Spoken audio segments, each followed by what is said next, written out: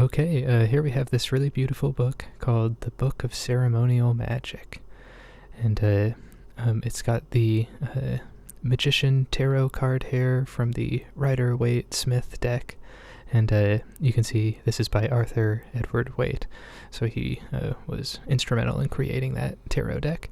It's got that beautiful gold design on the cover and these really awesome looking older thick pages. And then a gilded top here. And you can just barely see that shining there in the light. And on the spine, it's got the title again printed there with gold designs. The spine has worn down quite a bit, so you can barely make out the title and the author's name there, as well as the designs. And then I believe it at one point had the publishing house at the bottom, but I can't quite tell. So I've got a different setup here just to prevent wear to the spine with this book, since it's a kind of a rarer book. I'm going to open this up and we're going to take a look. And I'm going to kind of take more time with this book since it's pretty interesting. This is just a little sticker from the previous library that this book was part of. Alright, we've just got some pencil marks at the top of these pages from the previous owner. Here we've got the first abbreviated title, The Book of Ceremonial Magic here. And then this is advertising other works by Arthur Edward Waite. So The Hidden Church of the Holy Grail, Studies in Mysticism, The Doctrine and Literature of the Kabbalah, The Real History of the Rosicrucians, The Secret Tradition in Freemasonry. So Arthur Edward Waite wrote a lot about the secret tradition in these esoteric fields. So you can see here, this book, a subtitle of it is The Secret Tradition in Goetia. You can see that at the top here. The Book of Ceremonial Magic, including the rites and mysteries of Goetic theurgy, sorcery, and infernal necromancy, by Arthur Edward Waite, with illustrations. And then here we've got a Latin quote by Robert Flood. And then we can see the publishing was by William Ryder and Son in 1911 in London. And on the left here, we've got this really great frontispiece, which is showing Edward Kelly, a famous alchemist and magician, summoning a spirit in a cemetery there while they stand in a magic circle.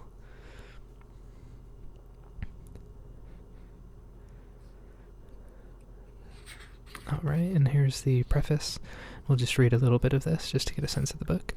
So it says, the art, which is called Goetic, being that of incantation, of sorcery, fascination, and of the illusions and impostures connected therewith, has come somewhat arbitrarily to signify the last issue in diabolism of the more Catholic and general art which is termed practical magic. The latter designation implies that there is a magic on the theoretical side, or as it may be, a philosophy of the subject, and this again is of two kinds. In modern days it has embodied various attempts to provide an explanation, a working hypothesis for alleged phenomena of the past. Of old it came forward with the accent of authority and carrying the warrants of a peculiar and secret knowledge. It taught rather than explained. Behind this, in virtue of a specific assumption, there stood the source of such authority. The school or schools had issued, so to speak, the certificates of title which the records of the expounding master are supposed to show that he possessed. Herein resided presumably that higher magic which justified the original meaning of the term magic. This was the science of wisdom, and of that wisdom which was the issue of experience and knowledge particular to sacred sanctuaries in the years of the Magi.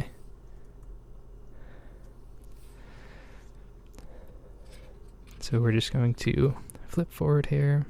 I believe there's a preface, but then also an introduction.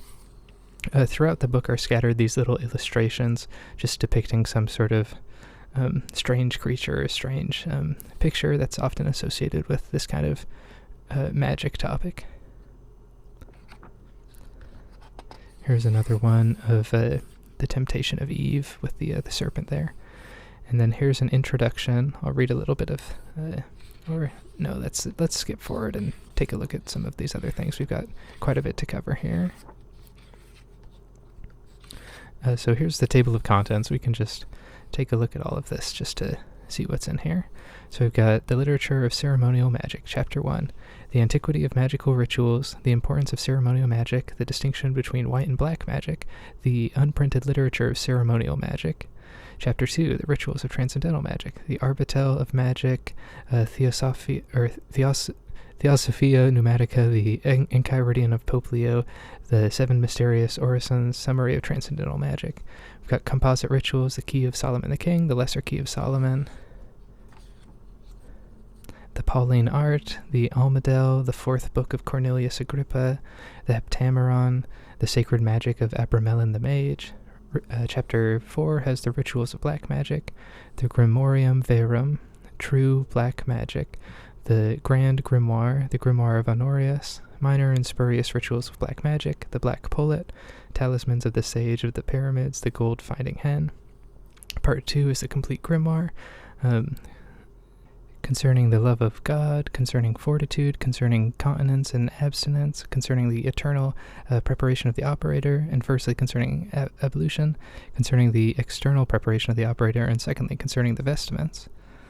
Chapter 2, the initial rites and ceremonies, concerning the virtues of the planets, a general instruction concerning the instruments required for the art, concerning the rod and staff of the art, concerning the pen and ink of the art, concerning virgin wax or virgin earth, concerning the silken cloth, concerning the victim of the art, concerning aspersion and cleansing, concerning the time of operation. Chapter 3, concerning the descending hierarchy, the names and offices of evil spirits, concerning the forms of infernal spirits and their manifestations.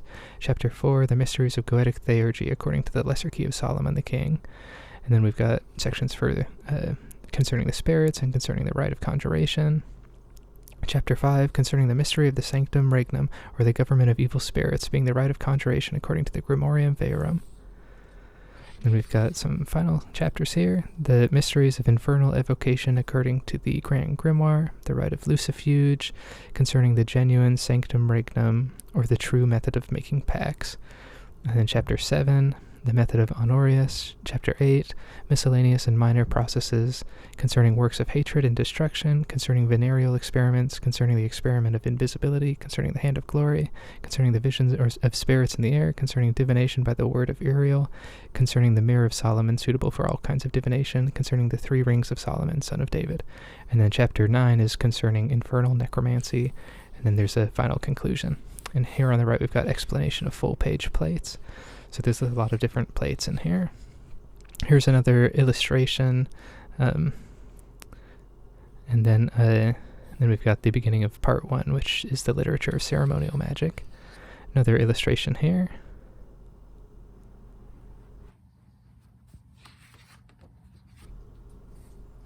The ordinary fields of psychological inquiry, largely in possession of the pathologist, are fringed by a borderland of occult and dubious experiment, into which pathologists may occasionally venture, but it is left for the most part to uncharted explorers.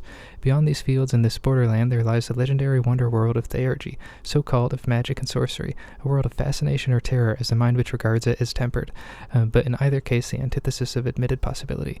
There all paradoxes seem to obtain actually, contradictions coexist logically, the effect is greater than the cause and the shadow more than the substance.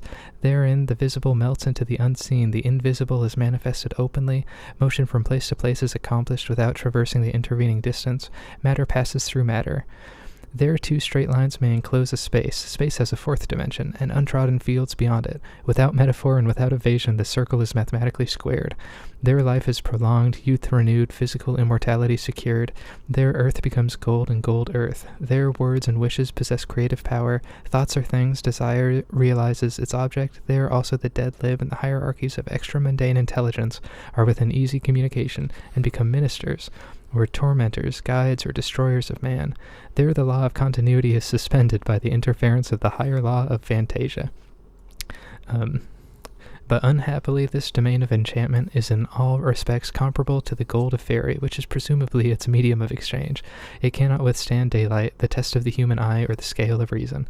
When these are applied, its paradox becomes an anticlimax, its antithesis ludicrous. Its contradictions are without genius, its mathematical marvels end in a verbal quibble. Its elixirs fail even as purges, its transmutations do not need exposure at the assayer's hands. Its marvel-working words prove barbarous mutilations of dead languages and are impotent from the moment they are understood. Departed friends and even planetary intelligences must not be seized by the skirts, for they are apt to desert their draperies, and these are not like the mantle of Elijah. So just stating that so much of this is just kind of, from the perspective of this author, just sort of made up and not very substantial, but still obviously interesting to him since he spent so much of his time studying it. Here are some different talismans of Arbitel. This is showing different characters of certain 7 Olympic spirits. Characters meaning just their signs or their symbols.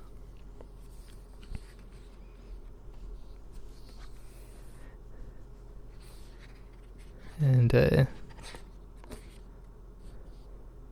we can take a look at one of them here. So, solar interests are administered by Och, who prolongs life to 600 years with perfect health therein. He imparts great wisdom, gives excellent familiar spirits, composes perfect medicines, converts any substance into the purest of metals or into precious stones. He also bestows gold and a purse, quaintly described by the English translator of the Arbitel as springing with gold. He causes the possessor of his character to be worshipped as a god by the kings of the whole world. And then that's his symbol on the right there. So these are different signatures of the archangels, or archangels, and so we've got the 7 listed there on the left, and then their equivalent, the 7 Olympic spirits on the right. So I'm flipping through. This is the Enchiridion of Pope Leo. These are the mystic figures of the Enchiridion, supposedly. And these are more mystic figures that are included in that Enchiridion. Most of those look like they are monograms of the angels' names. Here's another illustration of a little dragon there. So we're getting into chapter 3 now.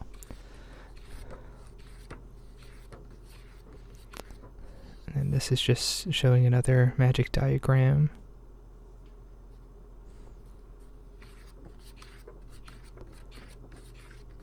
And here are the characters of evil spirits, so just symbols and signs that are associated with evil spirits, supposedly.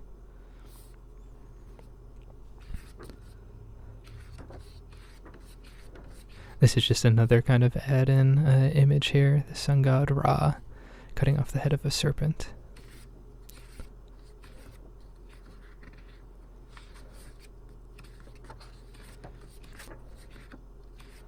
So now we're getting into a grimoire called the Black Pullet, which has these really beautiful designs in them, which are supposed to be put onto banners, and then beneath them are rings that are supposed to be magic rings, that if you were to make them, they give you the certain powers listed below. So these are talismans, and then their associated rings, and then the characters that are supposed to be engraved onto the ring. And this is from a grimoire called the Black Pullet. And I think there are 20 of these rings in total, or 15, I believe. I'll double check. But this one, it says, it gives invisibility even to the eyes of genii, so that God alone shall witness the actions of the possessor. It is accompanied by the power of penetrating everywhere and passing through brick walls. The magical words are Beniter, Karakau, Datos, et Inarmi. For each operation, the ring must be placed upon a different finger of the right hand. And each one of these is different in some way and has all of these different characters in them, some of them astrological, as we can see there.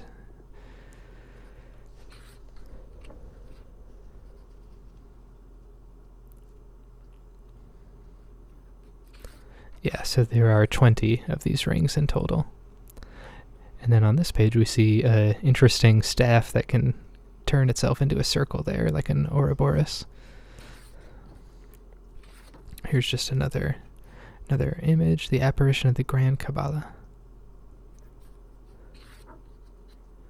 And this is the famous sabbatic goat from Eliphas Levi's work.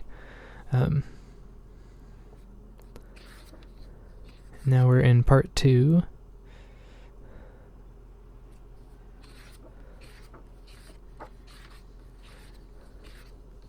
And a lot of these rituals are... Oh, here are some ceremonial daggers. A lot of these rituals are supposed to be performed in a certain place at a certain time of the year and day and all of this, with these really specific features. This section is just sort of walking through a ritual. Here's a little image that's showing Satan bound. And then this is showing names and offices of certain spirits related to the Key of Solomon. So here we have different characters of these different spirits. I'm just going to show as many of these as I can just because I think they're so interesting. They sort of look like little diagrams. And then this is the section for the Lesser Key of Solomon, which is a really famous grimoire. The Goetic Art of Solomon gives instructions for the evocation of the 72 spirits whom the king of Israel, according to a well-known legend, shut up in a brass vessel and cast into a deep lake. When the vessel was discovered by the Babylonians, it was supposed to contain a great treasure and was accordingly broken open. The spirits, who were thus set at liberty, together with their legions, returned to their former places, Belial excepted, who entered into a certain image and gave oracles to the people of the country in return for sacrifices and divine honors, by which there is corrupt Kabbalistic authority for concluding that demons were assuaged and sustained. Their names and offices are as follows. And then here we have all of their symbols. We've got Baal and others here listed. So this is from the Lesser Key of Solomon. Oh, and here's a really famous one that was used in the movie Hereditary and some other movies. This is Payman, and you might recognize that symbol from that movie. Payman, a great king, very obedient to Lucifer. He appears like a crowned man seated on a dromedary, preceded by all manner of musicians. He speaks with a roaring voice, teaches all arts, sciences, and secrets, gives and confirms dignities, makes men subject to the will of the magician, provides good familiars. He is observed towards the northwest. And then we've got all of these other characters here of other spirits and demons.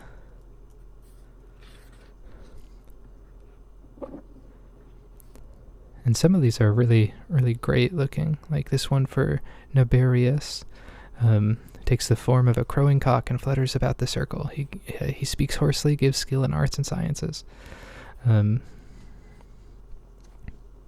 Here's a hard to pronounce one, Glacialabolus, a mighty president who comes in the form of a dog but winged like a griffin. Incites to bloodshed, is the leader of all homicides. So there's a lot in here, a lot of different ones. And some of these start to look like sort of electrical diagrams or something like that. Like circuits or something.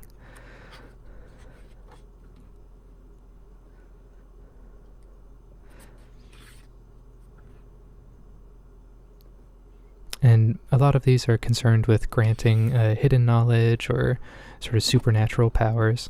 Prel appears in the form of an angel and is a great and strong duke. He speaks mystically of hidden things, teaches geometry and the liberal sciences, and at the command of the operator will make a great commotion like that of running waters. He also warms waters and tempers baths. He was of the order of the powers before his fall.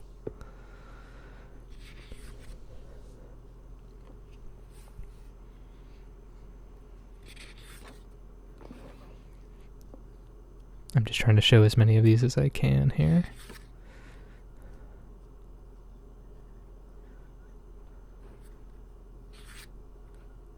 This is the seal of Belial. And now we're getting into some magic circles. The pentagram of Solomon, the magical circle.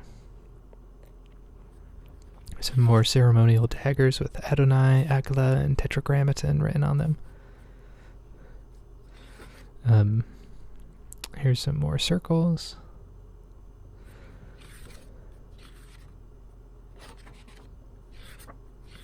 This is showing a hellmouth. And then these are different conjuration sort of recipes. So here's one at the end of this chapter. It says, I conjure thee end by the great living God, the sovereign creator of all things, to appear under a comely human form, without noise and without terror, to answer truly unto all questions that I shall ask thee. Hereunto I conjure thee by the virtue of these holy and sacred names. We've got a little image there. And then this is an example of conjuration for Astaroth, and it's just a bunch of different esoteric names there with crosses between them.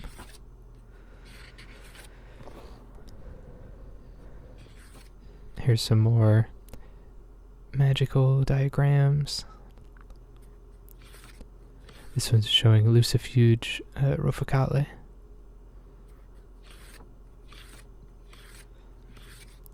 This one is the Goetic Circle of Pax.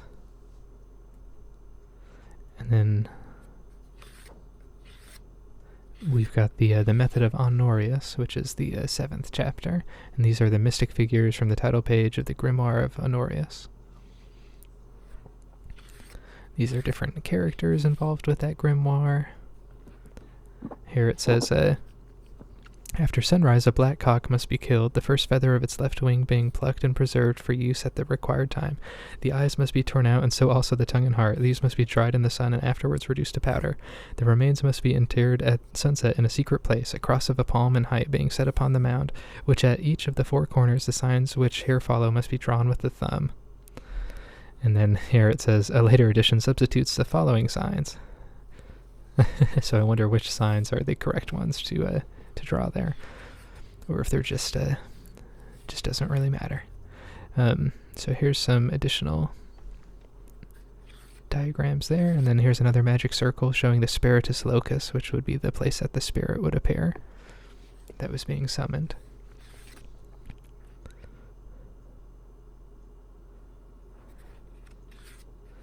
Another circle there. And these ones are all associated with different days of the week. So Thursday, Friday, we've got Saturday and Sunday.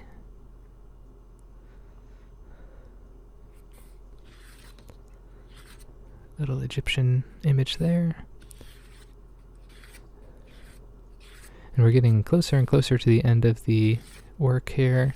This is the image of what's called the Hand of Glory. So we can read here what it says. It says, according to the Albertus Parvus Lucius Libellus, the Hand of Glory is indifferently the right or left hand of a criminal who has been gibbeted. The sorcerer obtains it as he can, and in the days of Tyburn Tree, such requisites might have cost nothing beyond the personal risk of the adventure. It is indispensable, however, that it should be wrapped in a piece of winding sheet, and this suggests that the criminal must have been previously cut down with a view to interment. Thus enclosed, the hand must be well squeezed so as to force out any blood which may possibly remain in the member, after which it must be placed in an earthen vessel, together with some zymort, saltpeter, common salt, and peppercorns, all pounded. It should remain in this vessel for 15 days, and when extracted, should be exposed to the heat of the sun during the time of the dog star until it is extremely desiccated. If solar warmth be insufficient, it may be placed in a furnace, heated with bracken and vervain. Object is to extract the grease from it. And then it says, wheresoever this frightful object is lighted, the spectators will be deprived of all motion, and the sorcerer can do what he will. It is possible to destroy its influence by anointing the threshold of the door, or other places through which entrance may be gained to a house, with an unguent composed of the gall of a black cat, grease from a white fowl, and the blood of a screech owl. This should also be confected in the dog days. So apparently it's used maliciously to ensnare people and make them motionless. This is the Mirror of Solomon, and it's supposed to be a mirror in which you can see anything that you desire, or call forth anything you desire. So it says, to compose the Mirror of Solomon, in the name of the Lord, Amen. Ye shall behold in this mirror all things whatsoever that ye may desire, in the name of the Lord who is blessed, in the name of the Lord, Amen. And then this last main chapter is concerning infernal necromancy. And then we're just at the end here, which is just a brief conclusion.